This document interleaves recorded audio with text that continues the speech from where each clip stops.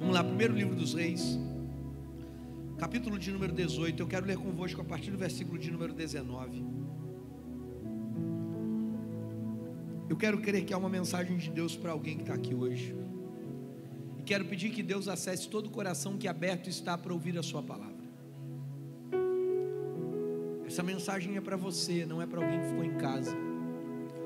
Ah, você que não veio na última semana, você viu aí que a gente está reformando tudo, né? Banheiro sendo reformado, kit sendo reformado, altar sendo reformado. Não está liberado ainda. Nos próximos dias as letras vão passar nesse telão de cima aqui, ó. Então já vai se habituando. Eu pelo menos achei um charme, achei muito legal. Você gostou também? Nos próximos dias, enquanto a gente estiver ministrando, a nossa imagem vai aparecer ali onde está o logo. Aqui só vai aparecer um fundo bonito e as letras geralmente vão aparecer na parte de cima, bem como os avisos também aparecerão na parte de cima. Daqui a pouco Deus vai dar condição. Tem um amigo meu, gente, olha, eu vou falar para vocês. Sabe aquela inveja gospel? Não, tem um amigo meu chamado pastor Pedro Daniel, Igrejas Boas Novas Church. Depois dá uma olhada lá. O cara revestiu a coluna da igreja com telão, gente. Mas até a coluna ficou bonita. Ele colocou duas placas assim, ó, fez um quadradão assim, aí aquilo que aparece naquela tela ali, ó, é o que aparece na coluna. Ou seja, ele está pregando, na coluna fica aparecendo ele. É a coisa mais linda do mundo. Eu estou orando a Deus para esse troço baixar de preço, gente. Vocês têm noção de quanto é uma plaquinha de telão desse? Você não tem noção não. Você não tem noção. É muito caro esse troço. Porque da hora que Deus der condição, botar telão até assim, ó, lá, ó. Chegar no estacionamento vai ter um telão lá, bem-vindo. Isso é bonito, eu acho tão bonito esse negócio. Vamos lá, gente. 1 Reis capítulo 18, versículo de número 29 em diante, diz assim: passado o meio-dia, profetizavam eles, até que a oferta de manjares se oferecesse, porém não houve voz, nem resposta, nem atenção alguma. Então Elias disse a todo o povo: chegai-vos, pois, a mim. E todo o povo se achegou a ele. Elias restaurou o altar que estava em ruínas, o altar do Senhor que estava em ruínas. Ele tomou 12 pedras, segundo o número das tribos dos filhos de Jacó, ao qual viera a palavra do Senhor, dizendo: Israel será o teu nome. Com aquelas pedras edificou o altar em nome do Senhor. Depois fez um rego em volta do altar, tão grande como que para semear 2 medidas de sementes. Então tomou a lenha, dividiu o novilho em pedaços e pô-lo sobre a lenha. Disse: enchei de água 4 cântaros e derramai-a sobre o altar e sobre a lenha. Disse ele ainda: fazei-o a segunda vez. E fizeram. Disse mais: fazei-o a terceira vez. E fizeram a terceira vez. De maneira que a água corria em redor do altar. Ele encheu também de água o rego. No devido tempo, para se apresentar a oferta de manjares, aproximou-se o profeta Elias e disse: ó Senhor, Deus de Abraão, de Isaque e de Israel, fique hoje sabido que tu és Deus em Israel, e que eu sou teu servo, e que segundo a tua palavra fiz todas essas coisas. Responde-me, Senhor, responde-me, para que esse povo saiba que tu és o Senhor, és Deus, e que fizeste retroceder o teu coração a eles. Então caiu fogo do Senhor e consumiu o holocausto, a lenha e as pedras e a terra, e ainda lambeu a água. Alguém pode gritar essa palavra comigo? Diga: lambeu a água. Você pode gritar mais alto, diga: lambeu a água. O que vendo todo o povo caiu com o rosto em terra e disse: o Senhor é Deus, o Senhor é Deus. Disse Elias: lançai mão dos profetas de Baal, que nenhum deles se escape. Lançaram mão deles. Elias fez descer ao ribeiro de Quizon e ali os matou. E se você pode, por favor, diga amém. Empresta a tua atenção. Você deve ter percebido que eu não falei sobre oferta, mas eu queria que você me emprestasse a sua atenção. O primeiro livro dos Reis, no capítulo de número 18, vai narrar um confronto histórico entre o maior profeta do Antigo Testamento e os, coloquei no plural de maneira proposital, profetas de Baal. Isso porque A verdade é que o texto do capítulo 18 do livro de 1 Reis era para ser o confronto entre Elias e Acabe, mas não é o que acontece. Elias está desafiando os profetas. E por quê? Porque toda pessoa covarde precisa juntar uma multidão para comprar uma briga que é dele. A grande diferença entre o valente e o covarde, eu queria dizer o honesto e o covarde, é que o covarde sempre precisa que alguém compre o seu pensamento. É por isso que todo covarde, escute isso pelo amor de Deus, é por isso que toda pessoa covarde, ela é maldosa no sentido de transferir o veneno que está dentro do coração dela para o veneno de alguém, para dentro de alguém. O covarde, ele não consegue te encarar, ele precisa juntar pessoas que pensem igual a ele, para que depois ele te encare.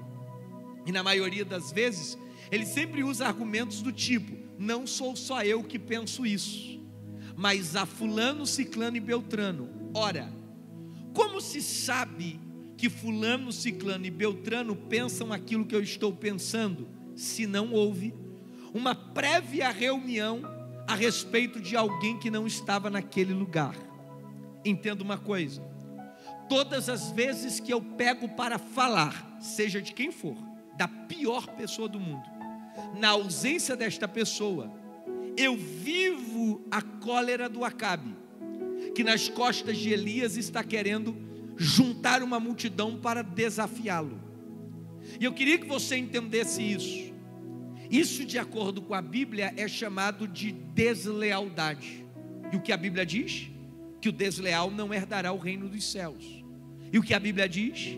Que o desleal, quando fala de alguém, provoca neste alguém aquilo que a Bíblia chama de assassinato. E dos assassinos não é o reino dos céus. Se você observar a Bíblia Sagrada, vai perceber que Acabe é um tipo de rei que é um covarde. Primeiro porque, quando Elias aparece dentro do ambiente, 3 anos anteriores a este texto que nós lemos aqui hoje, Elias é um desconhecido da cidade de Tisbé. A Bíblia Sagrada diz que Deus estava à procura de um profeta para levantar-se em voz profética e profetizar contra o rei de Israel. E eu preciso explicar o porquê de maneira muito rápida. O rei de Israel havia se dobrado diante de Baal, o deus de D minúsculo, que segundo a mitologia cananeia representava as forças reprodutivas da natureza. Os cananeus e fenícios acreditavam que quem mandava chuva para a terra era Baal. Eles acreditavam mais. Eles acreditavam, na verdade, que a chuva era o orgasmo de Baal. Então eles acreditavam que todas as vezes que Baal relacionava-se sexualmente com Azera, e o coito ou o orgasmo de Baal virava chuva, essa chuva fecundava as sementes que estavam na terra, e essas sementes prosperavam. Então, se não estivesse chovendo, é porque Baal estava com algum problema com Azera. Eles sacrificavam, a fim de que Baal reconstruísse o seu relacionamento com Azera, e eles novamente se deitassem juntos. Essa é a mitologia cananeia.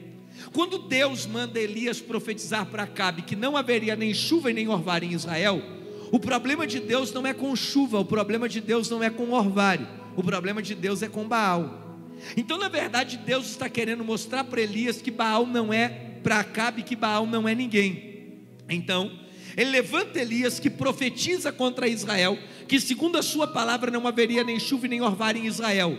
Pasmem, irmãos, quando Elias bate no peito e diz: segundo a minha palavra não haverá nem chuva e nem orvalho em Israel, Deus assina essa palavra no céu. Quando Deus assina essa palavra no céu, as portas do céu são trancadas, e o texto vai dizer que durante 3 anos e meio não choveu naquela nação. 3 anos e meio sem chuva em Israel faz com que Israel viva a maior crise hídrica de sua história. Isso me faz afirmar que os gados estão morrendo, que as plantações não estão tendo sucesso, e que o povo está vivendo uma crise terrível na sua vida financeira. É dentro desse ínterim que Deus resolve se revelar a Israel. Afinal de contas, se o povo não conheceu Deus na ida, quando Deus fechou o céu, Deus vai ser conhecido na volta, quando Deus vai abrir o céu e derramar uma terrível chuva em Israel. Mas antes de Deus derramar uma terrível chuva em Israel, ele vai tomar o profeta Elias e vai fazê-lo voltar até a presença de Acabe. Quando Elias volta à presença de Acabe, Elias chama Acabe para um desafio. Qual era o desafio? Nós vamos subir no alto do monte, nós vamos preparar um altar, e o Deus que responder com fogo será o Deus verdadeiro. Era Acabe e Elias, 2 orações, 2 sacrifícios, 2 moveres. Entretanto, o texto diz que quando Elias sai da reunião, o Acabe, tomado por um espírito de convencimento, chama os profetas de Baal, chama os profetas de Azera, e o texto vai dizer que se reuniram 850 homens contra Elias. Mas o texto vai dizer que de maneira firme Elias sobe o Monte Carmelo. Israel inteiro se reuniu no monte, e eu preciso da sua atenção, porque a Bíblia vai dizer que haviam 850 homens diante de um altar. Eles clamam até meio-dia, e o texto vai dizer que quando chegam no meio-dia, não há voz e não há atenção nenhuma. Se você ler os versículos anteriores ao versículo de número 29, você vai descobrir que enquanto esses homens gritavam por Baal, Elias zombava da cara deles. Elias gritava: grita mais alto, Baal deve estar dormindo. Grita mais alto, ele deve estar ocupado. Isso aqui é só para quem tem mais de 30. Faz um 21, porque Baal deve estar fora de hora, diária. Eles começam a gritar e Elias está zombando da cara deles. Israel inteiro está dentro do Monte Carmelo. Afinal de contas, o povo de Israel quer saber qual é o Deus verdadeiro. A didática de Elias é dizer: o Deus verdadeiro tem que jogar fogo do céu. Por quê? Porque os profetas de Baal construíram dutos que saíam do chão do Monte Carmelo. Então eles acendiam fogo lá embaixo, o vento passava e o fogo saía pelo chão. Eles ficavam impressionados dizendo que Baal fez aquele fogo sair. Elias é catedrático em dizer: o fogo tem que vir do céu. Por quê? Porque se é Deus, o fogo vem de cima. Porque se é Deus, o fogo vem de lá. Se é Deus, o fogo tem que vir do céu. O fogo não pode vir da terra. Aí o texto vai dizer que quando esses caras cortaram o corpo porque acreditavam que o sangue moveria o coração de Baal, nada aconteceu. Eles olham para Elias e dizem: Elias, agora é chegada a sua vez. Você pode me ajudar a ser profeta aqui nesta manhã pela primeira vez nessa reunião? Olha para a pessoa que está do teu lado e diga para ela: diga, a tua vez está chegando. Não, essa pessoa parece estar com gripe. Parece que essa pessoa está meio desanimada. Procura alguém mais animado e diga para alguém aí, diga: a tua vez está chegando.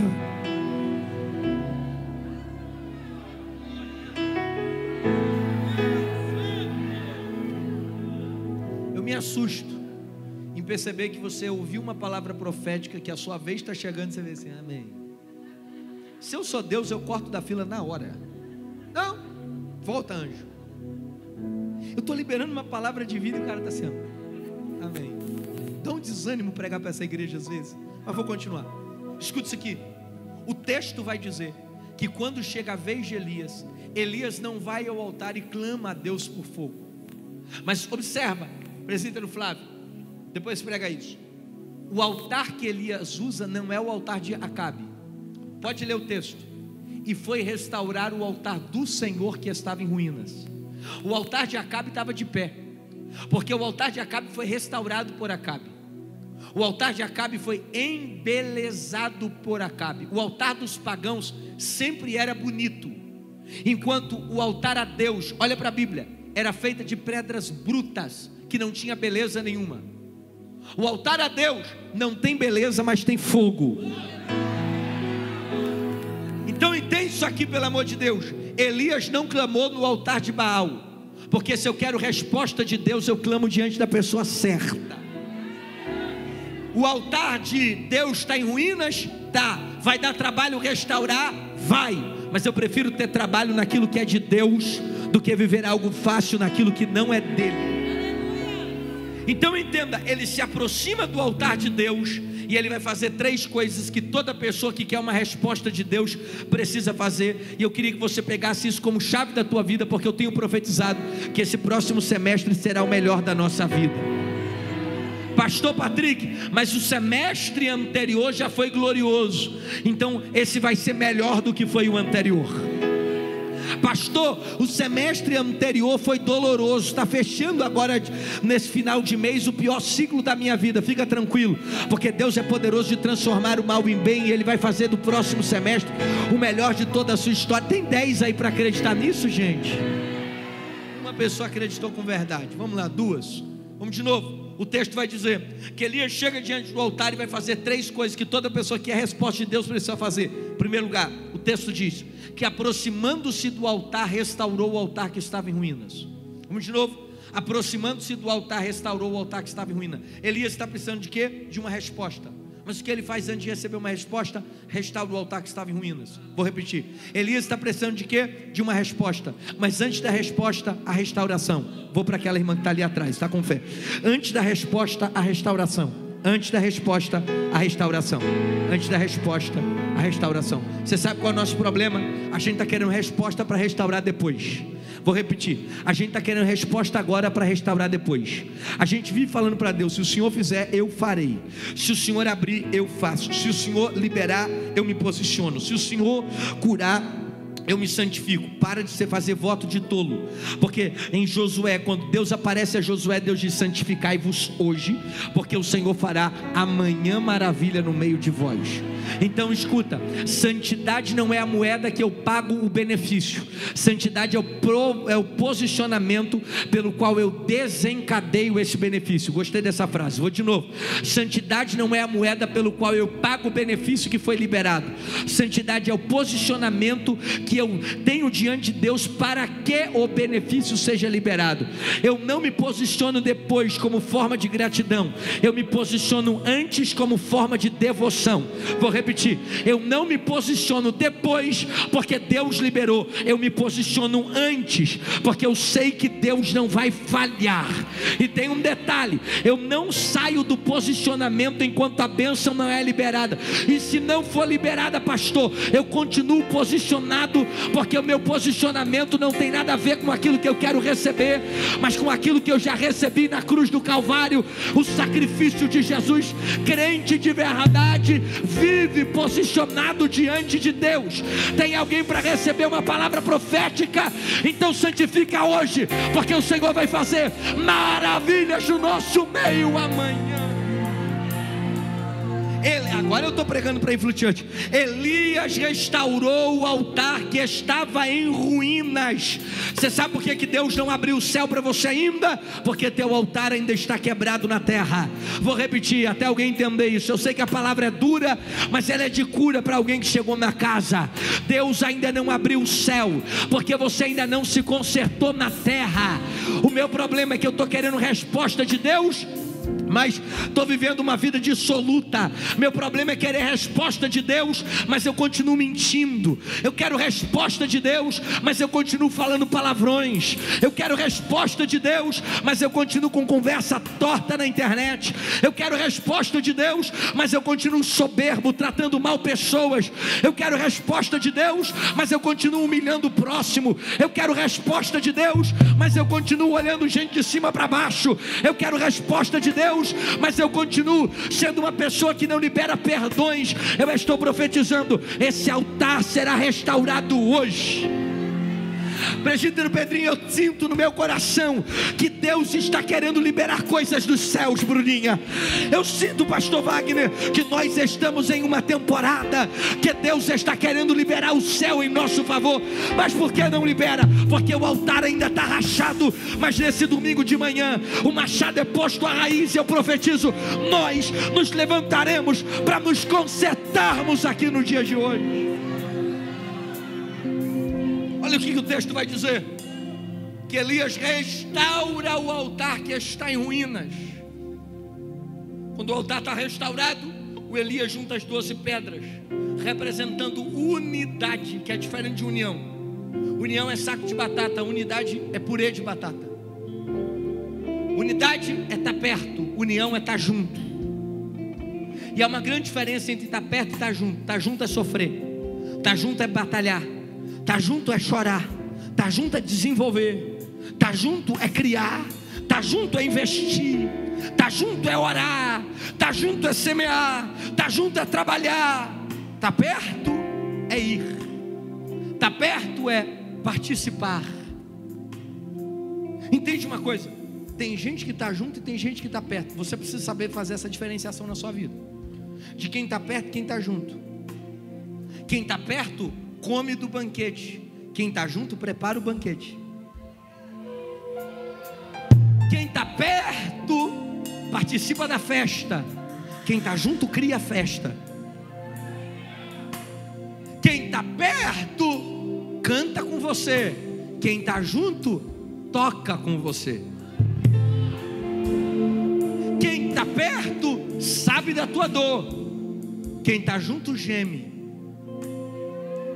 Quem está perto sabe da tua vitória, quem está junto celebra ela. Eu não quero fazer parte no reino de quem está perto, eu quero no reino fazer parte de quem está junto. Eu não quero estar perto da Bruninha quando Deus liberar sobre ela as vitórias. É por isso que eu sei, por exemplo, pelo que eu estou orando por ela, pelo que eu estou orando por vocês. A maioria das pessoas aqui eu sei pelo que eu estou orando. Isso é estar junto. Estar junto é participar do processo. Estar junto é olhar e dizer: eu vi começar isso aí. Estar junto é: eu vi quando chorou, mas também vi quando Deus mudou o quadro, sorri também. Estou profetizando, Deus vai trazer gente para não ficar perto, mas para estar junto contigo. Porque a verdade é que tem muita gente que está perto, mas pouca gente que está junto. Tem muita gente que sabe o que está acontecendo, tem pouca gente que faz acontecer. Mas eu levanto a minha mão profetizando que nos próximos dias Deus vai trazer você para junto. Agora também tem uma coisa boa de estar junto, meu irmão. Qual é, pastor? É que quando a gente está junto a gente não se separa. É quando a gente está junto a gente se torna um. É que quando a gente está junto, a dor de um é a dor do outro, a alegria de um é a dor, a alegria do outro, a queda de um é a queda do outro, o levantar de um é levantar do outro. Sabe por que você está vivendo uma vida tão sofrida? É porque você só está perto. Vem para junto, porque as coisas vão mudar na sua vida. Há departamentos dessa igreja que estão sangrando porque tem muita gente perto e pouca gente junto. E é porque tem muita gente perto e pouca gente junto, que tem gente que fica ali no Kids um mês sem assistir culto por causa do teu filho. Tu acha isso justo? Você sabe qual é o nosso problema? É que a gente só quer estar perto. A gente quer viver o evangelho como se fosse um shopping center de luxo. Porque a gente pega o nosso filho, solta ali, não pergunta nem para ele o que ele aprendeu, se comeu, se foi abençoado. Até porque nós entendemos que daquela porta ali para trás é só um lugar aonde a gente deixa, não é um lugar aonde a gente deixa. Daquela porta para trás é um lugar aonde a gente afia. Porque as crianças que estão ali são os pastores dessa igreja. Porque as crianças que estão ali são os médicos que cuidarão da gente um dia. Porque as crianças que estão ali são os advogados que vão cuidar das igrejas influentes que vão aparecer pelo mundo. Porque as crianças que estão ali serão os nutricionistas dos nossos projetos sociais.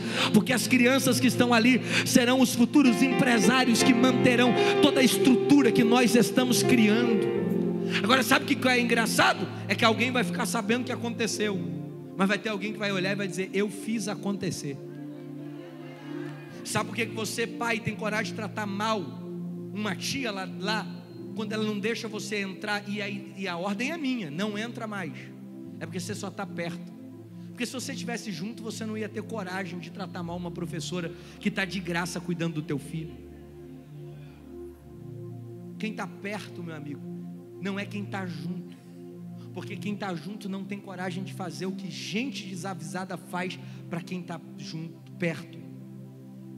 Você sabe o que eu acho interessante? É que se você estivesse junto, você não tinha coragem de tratar mal um manobrista, que a gente chama de sentinela. Tem empresários ali que ganham o dobro de vocês, mas que se fazem de servos, dizendo: vem cá, estaciona aqui. E vocês empinam o narigão e dizem: vou parar aqui e acabou. Já falei, joga na rua.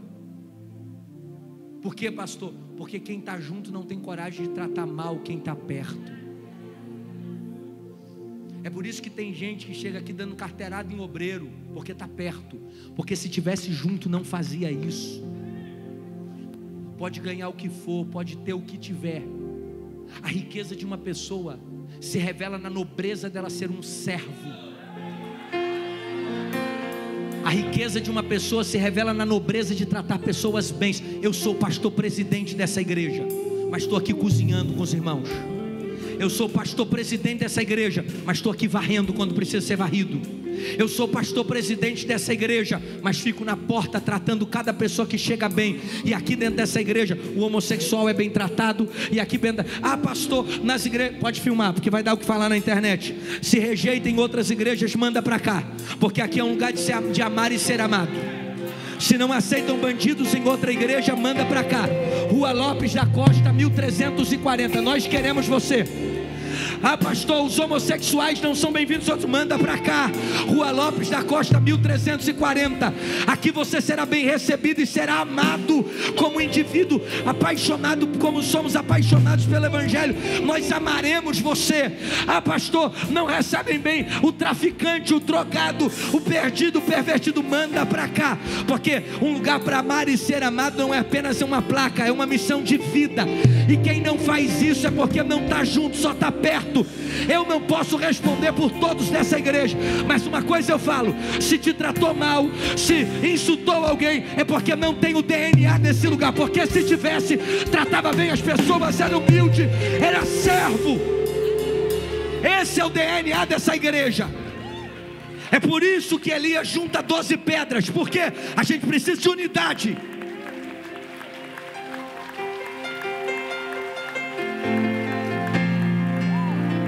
Pastor, tem que tomar cuidado com a mensagem dura, porque diminui a arrecadação. Se eu quisesse ganhar dinheiro, era coach, não era profeta. Eu não estou aqui para ganhar nada, eu estou aqui para te levar para o céu. Eu estou aqui para te converter. E conversão é olhar para você e ver que Jesus se parece com você. E conversão é olhar para você e olhar e dizer: essa pessoa é uma pessoa calma. Tinha motivo para estar nervosa, mas está calma. Tinha motivo para estar explodindo, mas está servindo. Tinha motivo para desistir, mas está avançando. E é por isso que eu estou profetizando: as 12 pedras vão se juntar mais uma vez. Isso aqui é unidade. A Bíblia diz que haja em vós o mesmo sentimento que houve em Cristo Jesus, que sendo Deus não usurpou ser como Ele, antes assumiu a forma de servo. Se entregando como um cordeiro. Não seja um momento. Levanta a mão e grita para Ele. Lágrimas vazias, sem avivamento. Que o nosso amor não seja fingido, honrado com os lábios, os corações esquecidos. Mas de que vale ter as coisas lindas, as harmonias mais brilhantes, se não há verdade? Levante a mão, canta para Ele. Pois de que vale ter tudo e não ter nada? Chega meus olhos, minha alma, eu quero me entregar a Ti, entregar minha vida e meu coração. Não vale a pena ir buscar as canções mais lindas pra cantar, se eu não for uma canção que alegra a Ti, se o meu coração não queimar por Ti. Não vale a pena só me emocionar e buscar as canções mais lindas pra cantar, se eu não for uma canção que alegra a Ti, se o meu coração não queimar por Ti. Olha o texto. Ele junta 12 pedras. Quando ele vai juntando, ele vai pegando tribos que estão longe. E deixa eu te falar uma coisa: não se afaste, pelo amor de Deus. Ontem eu vi um vídeo que eu marquei algumas pessoas, e eu achei lindo que o cara disse, ele disse assim: olha, se uma pessoa se perder, não é apenas uma, mas é uma voz a menos, é uma cadeira vazia a mais, é um tijolo a menos no reino. Então não se perca. Pastor, eu estou indo para longe, volta para perto. Pastor, eu me decepcionei estando perto. Isso é normal. Se você conviver com você mesmo, você vai se decepcionar. A gente se decepciona com a dieta que a gente não leva à frente. A gente se decepciona com um curso que só a gente podia fazer e a gente não foi. A gente se decepciona com o horário que a gente prometeu acordar e não acorda. A gente se decepciona com a caminhada que a gente prometeu de 5 km por dia e a gente não faz. A gente se decepciona com o cuidado que a gente falou que a gente ia tomar um remédio que a gente precisa. Todo dia a gente só toma 10 dias e para ele. Então, querido, se você não tem controle sobre você, como é que você quer controlar a massa? A gente precisa servir o reino com o propósito de entender que o reino vai além dos decepcionadores. Até porque, na maioria das vezes, eu olho decepção do ponto de vista da vítima. Mas a verdade é que eu também já decepcionei tanta gente. Você também já decepcionou tanta gente. Porque decepção faz parte do ciclo humano. Porque decepcionar ou ser decepcionado faz parte de estar debaixo do céu. Vai acontecer. O detalhe é que se cada vez que eu me decepcionar com algo eu romper, eu vou ter 10 casamentos. O detalhe é que se cada vez que eu romper, eu me decepcionar com alguém, eu romper, eu vou trabalhar em 1000 empresas. O detalhe é que se cada vez que eu me decepcionar com uma coisa, eu romper, eu vou participar de 50 igrejas. Porque as decepções sempre farão parte dos nossos ambientes. A gente se decepciona com a gente como não faremos isso com o outro. É por isso que eu preciso me mover por um propósito. Porque se eu me mover por um propósito, a decepção não vai me parar. Não, eu vou de novo. Se eu me mover por um propósito, a decepção não vai me parar. Alguém recebe essa palavra? Então recebe isso aqui dentro do seu coração. Elias juntou. Vai, sai de longe, vem para perto. Vem para onde o fogo vai aquecer. Vem para onde a resposta vai ser liberada. A gente está vivendo depois da pandemia uma maldição, que é a igreja na internet, ao mesmo tempo que é uma bênção, porque acessa gente que não tem condição de estar aqui, porque está no hospital, porque num presídio, ou porque, sei lá, numa viagem. Mas também existem pessoas que já congregam por isso. Eu não estou falando de alguém que, como o pastor Maurício, está transferido em outra cidade, porque eu sei que se ele e a Martinha pudessem, estava aqui todo culto, aliás, estão cultuando com a gente. Embora não estejam aqui, estão. O coração sempre está aqui. Mas eu estou falando sobre você, que está decidindo com as suas pernas. Não, eu vou embora, vou me afastar, porque eu estou muito decepcionado. Não, vem para perto, vem onde Deus visita. Elias juntou as 12 pedras e Elias fez 3 coisas. Aliás, Elias fez mais 2 coisas que nós precisamos fazer. Primeiro, Elias restaurou. Segundo, Elias juntou.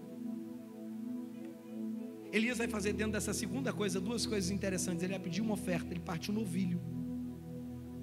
E depois de partir um novilho, ele vai pedir água. Eu já falo sobre novilho e água. Mas Elias vai fazer a terceira coisa que toda pessoa que quer viver um próximo semestre abençoado precisa fazer. Elias orou. Eu vou dizer de novo. Elias orou. Que Deus nos devolva algo que é marca da igreja. A igreja por uma vida inteira foi conhecida pela oração. É por isso que, se você é crente de agora, talvez não saiba disso, eu sou crente de berço. E quando um ímpio encontrava com um crente na rua, dizia para o crente: faz um favor para mim, ora. Por que um ímpio falava isso para um crente? Porque ele entendia: esse povo é um povo que ora. Essa marca não pode sair de nós. Nós estamos marcando muito a alma de outras pessoas de maneira negativa, porque estamos marcando pouco os nossos joelhos de forma propositiva. Como é que é? Quem não ora, fere. Porque pessoas que têm uma vida de oração não tem tempo para ferir o coração de ninguém. Você está ferindo gente hoje porque você não tem orado bastante. Mas eu profetizo que seja restaurado o altar da oração dentro da igreja. A igreja sempre fora conhecida por um ambiente de pessoas que oram. Não à toa a Bíblia diz: orai, e orai sem cessar, e em tudo dai graças, porque essa é a vontade de Deus. Quem marca a pele do joelho na presença de Deus, não marca o coração de ninguém fora dele. Eu não nasci para ferir, eu nasci para orar. Elias se aproximou do altar e orou. Eu estou profetizando, eu não conheço um caminho mais curto entre a terra e o céu, que não seja a distância do meu joelho para o chão e da minha boca para os ouvidos de Deus. Ah, pastor, vamos de novo. Qual é a distância entre a terra e o céu? A terra e o céu tem a distância entre o meu joelho e o chão, porque quando eu ajoelho no chão, céus e terra se unificam, se tornando apenas um ambiente.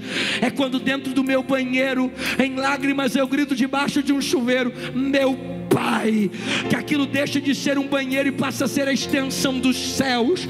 É quando dentro de uma empresa, dentro de um hospital, e não importa o ambiente, é quando eu paro e grito: meu Deus, que aquele ambiente deixa de ser um ambiente terrestre para se tornar um ambiente celestial.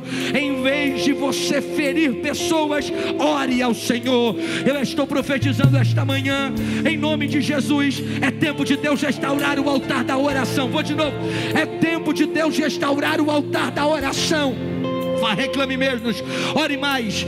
Murmure menos, ore mais. Desista menos, ore mais. Fira menos, ore mais.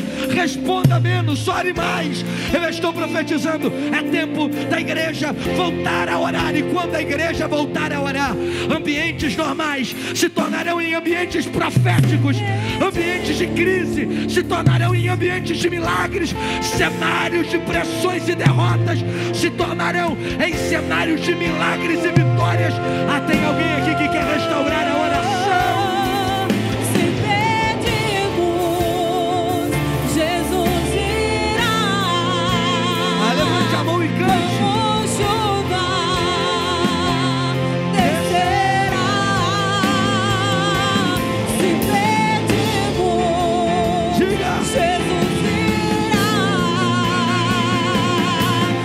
Então clame, então grite, então chame por Ele.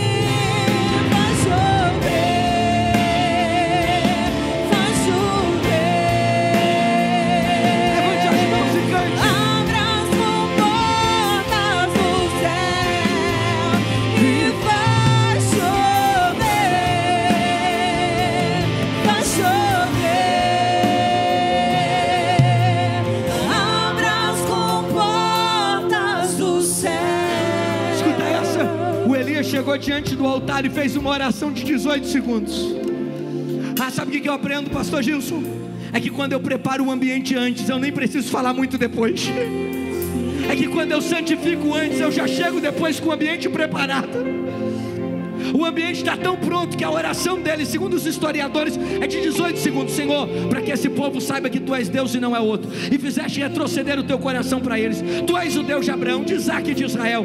Faz descer fogo do céu. Aí o texto diz que 850 homens estão olhando de longe e estão torcendo: nada vai acontecer, nada vai acontecer, nada vai acontecer. Mas o texto diz: então o fogo desceu, queimou a oferta, queimou as pedras, lambeu a água, e em todos diziam: não há outro Deus a não ser o Deus de Elias. Não há outro Deus a não ser o Deus de Elias. Eu levanto a minha mão e eu profetizo: se a multidão que se levantou contra você é muito, fica tranquilo, todos eles terão que testemunhar: é o Deus da vida desta mulher.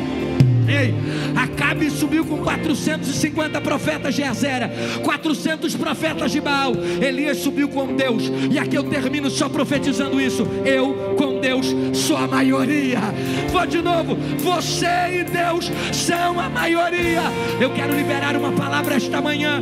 Não tema se eles juntaram pessoas para te derrubar, para falar mal de você, porque com Deus você é a maioria. Não tenha medo se eles estão juntando um montinho para tentar te derrubar, porque com Deus você é a maioria. 1000 cairão ao teu lado, 10.000 à tua direita, tu não serás atingido. Quem crê dá o pulo da cadeia. Jesus, fica de pé, eu quero orar por você. Como chuva descerá. Se pedimos, Jesus irá. Então clame, então grite, então te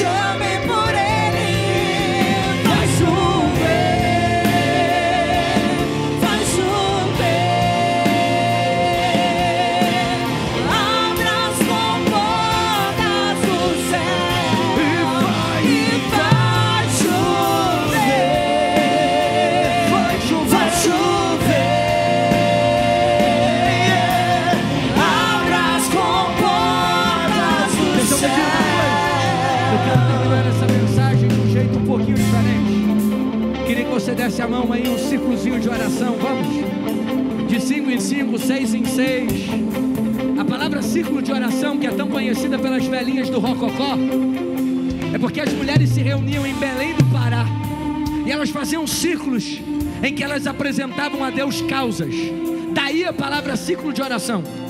Eram 10, 15 velhinhas que gostavam de orar, que davam a mão assim, ó, e faziam um círculo. Você vai fazer um círculo, não é dar a mão, é fazer um círculo. Se move, e isso ali já fez. Eu queria muito pedir que sua família estivesse nesse círculo, se for possível. Se for possível, sua família está ali, eu vou agradecer. Isso. Nós vamos orar uns pelos outros aqui essa manhã. E eu quero profetizar que enquanto você ora aqui, Deus vai mover a sua vida lá. Eu estou profetizando em nome de Jesus que enquanto você está orando, Deus está visitando a tua casa. Que enquanto você está orando, Deus está visitando a tua família. Que enquanto você está orando, Deus está visitando os seus sonhos, os seus projetos. Feche os seus olhos e fale com Deus em nome de Jesus. Feche os seus olhos e fale com Deus em nome de Jesus. Pai, é no nome de Jesus que nós entramos diante da tua presença.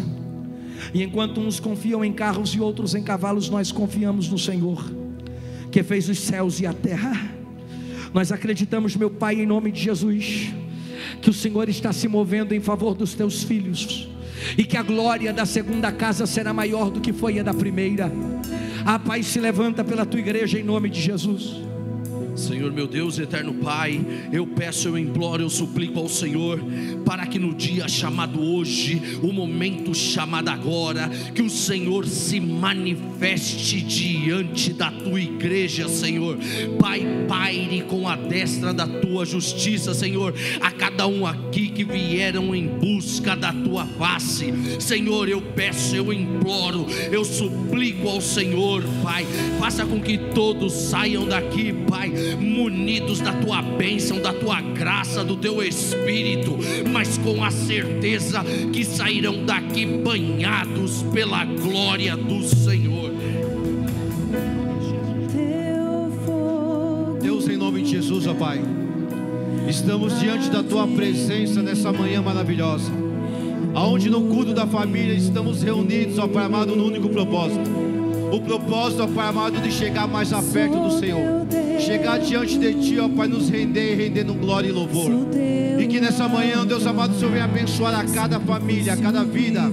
Estamos aqui reunidos, ó Pai amado, com as mãos dadas, ó Pai, declarando o Teu senhorio, declarando que o Senhor é o dono da família, Pai, e que essas famílias saiam daqui hoje transformadas pelo poder do Evangelho e da Palavra. Senhor, nós abençoamos, ó Pai, a cada família aqui nessa manhã, e que o Senhor venha manifestar o seu poder, a sua glória, Pai amado, e que o seu poder venha lamber, ó Deus amado, todo o mal que está nas famílias, para o louvor da sua glória. Eu me levanto, meu Pai, como voz profética, e dou uma ordem que recue todo o trabalho de feitiçaria, que seja desfeita toda a obra do mal. Eu me levanto contra esse demônio que está se levantando contra esse casamento, contra a vida financeira, contra a vida espiritual.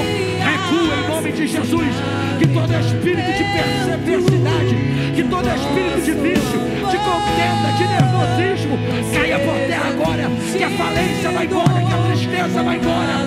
Eu levanto as minhas mãos e eu profetizo que venha um tempo de liberações e restaurações em nome de Jesus. As poesias mais lindas, canta pra as ele. harmonias mais brilhantes, se não há verdade em nós, hoje que vale ter tudo e não ter nada, te dá meus lábios, não minha alma.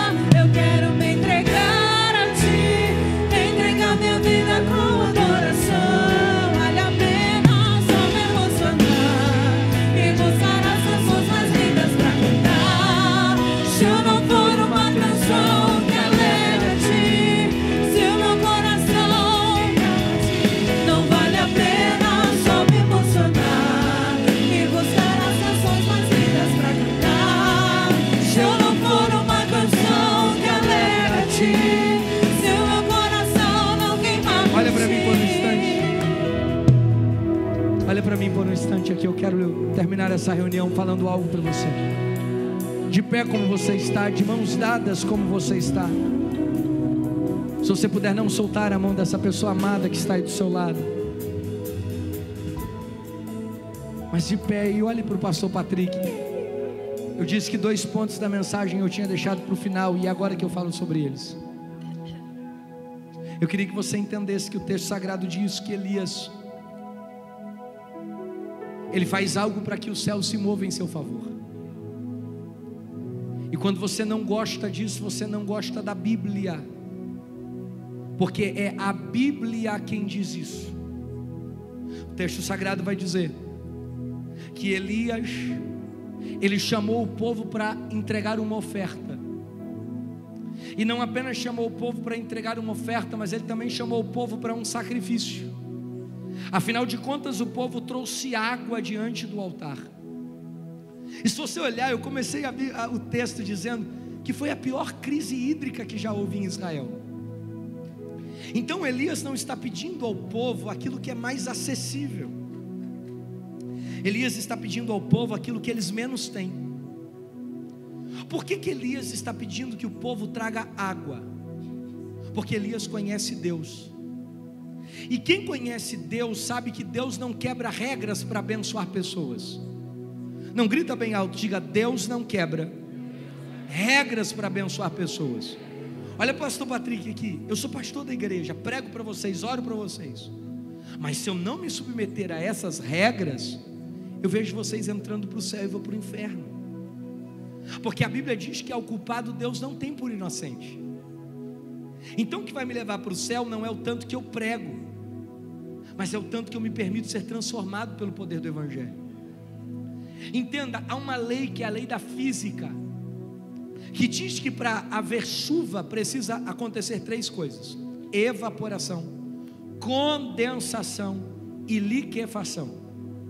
Quando Elias traz a água, ou manda o povo trazer a água diante do altar, o versículo diz que as pedras foram queimadas, que a oferta foi queimada, mas o texto diz que a água foi lambida. Significa que a água evaporou. Vou de novo, significa que a água evaporou. Quando a água evapora, Deus tem diante do seu altar a semente que Ele precisa para mandar uma chuva sobre Israel. Sabe que eu estou cansado? Eu estou cansado do evangelho que termina com fogo, mas que faz você voltar para casa tendo necessidade de água. Estou cansado de gente que vem aqui e vê o poder de Deus se manifestando, o fogo descendo, mas voltam para casa e continuam vivendo uma vida de necessidade. E na maioria das vezes vivem uma vida de necessidade porque, infelizmente, ainda não entenderam o tamanho do altar.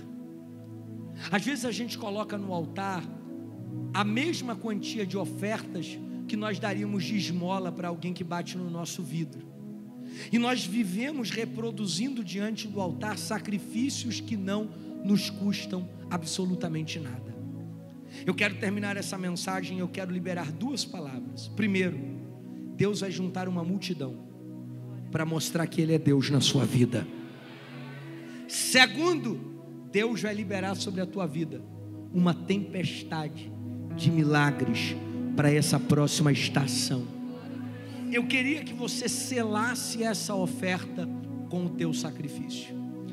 Para vocês que acham que uma igreja faz muita oferta, no culto de Elias você não podia ir, porque ele chamou o povo para ofertar 3 vezes 4 medidas de água.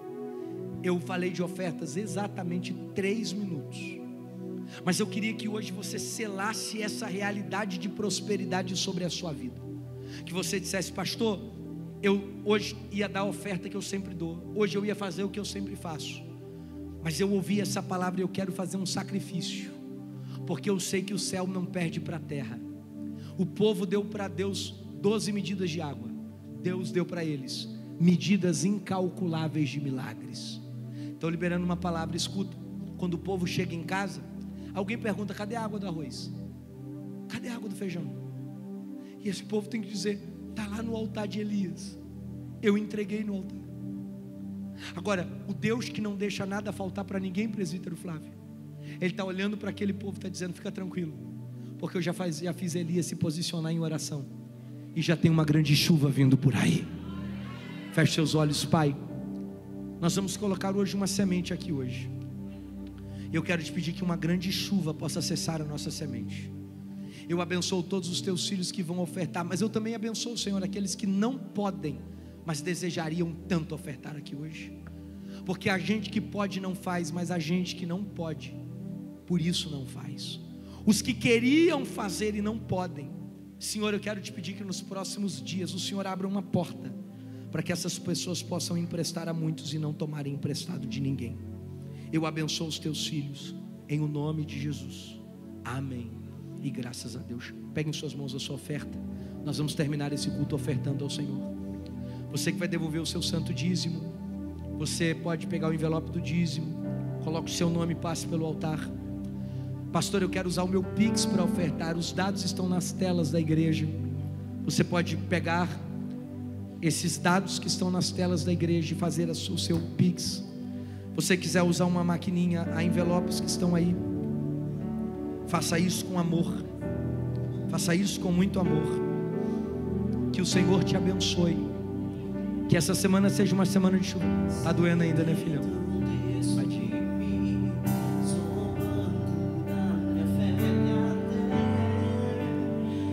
Que o Senhor honre a tua semente.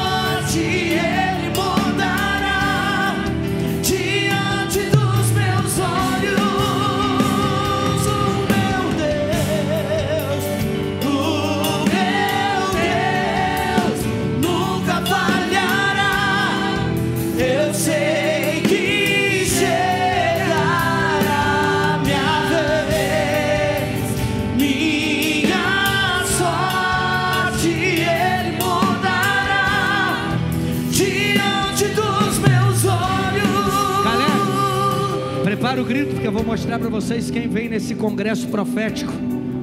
Quem é que vai estar com a gente? Se puder colocar no telão aí, gente. Aí, pronto.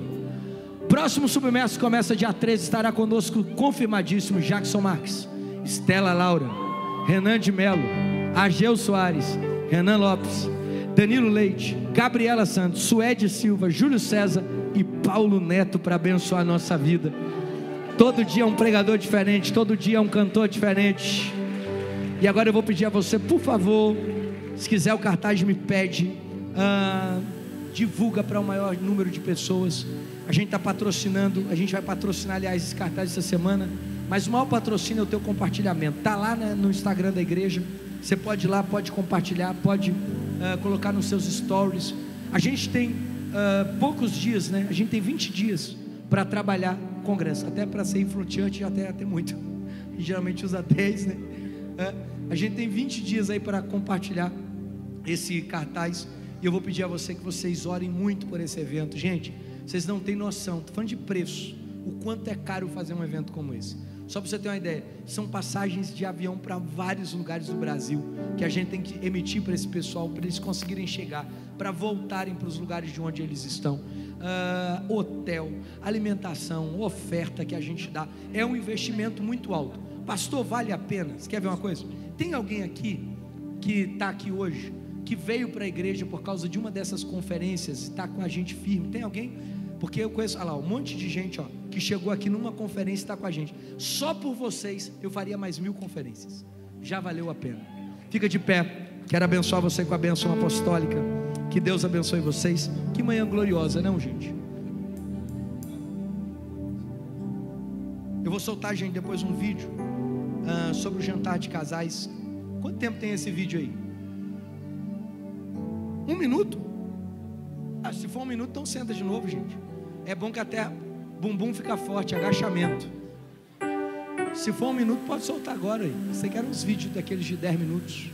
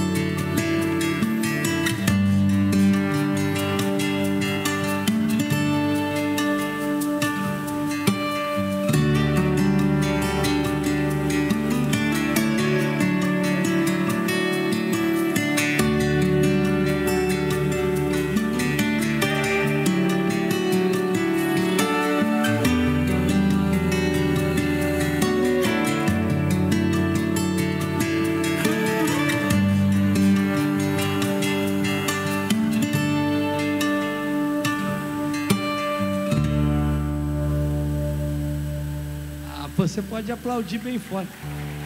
Gente, que vídeo lindo, presbítero. Que vídeo lindo. Brunão, se arregaça como sempre. Eu sou seu fã, cara. Sou seu fã demais. Que vídeo lindo. A gente tem que amanhã colocar e patrocinar esse vídeo aí pro pessoal estar com a gente no segundo. Muito lindo esse vídeo, né, cara? A gente tem que colocar nas redes sociais, porque é muito lindo. Sentir o romance no ar. Na caixinha de resposta, um cara falou: a primeira vez que eu saí de um jantar para comer feijoada. Aí ele colocou: entendedores entenderão.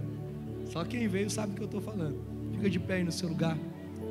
Gente, eu amo ser igreja com vocês, de verdade. Vou repetir isso que eu acabei de dizer. Eu amo ser igreja com vocês. Eu sei que a Influ Church é uma igreja que a gente está construindo ela ainda. Há muitas igrejas prontas. Eu sei que há muitas igrejas que a estrutura está pronta.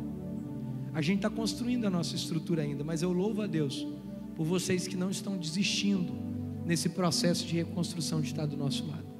Na próxima quinta-feira eu vou contar um testemunho de um irmão que recebeu uma profecia e esperou 2 anos para ela se tornar realidade, mas ela virou realidade. Porque eu quero ensinar para vocês aqui que toda palavra profética passa pelo teste do tempo. Eu preciso saber esperar. Porque às vezes a gente recebe uma profecia e diz assim: não se cumpriu. Calma, se ainda não se cumpriu é porque não chegou a hora.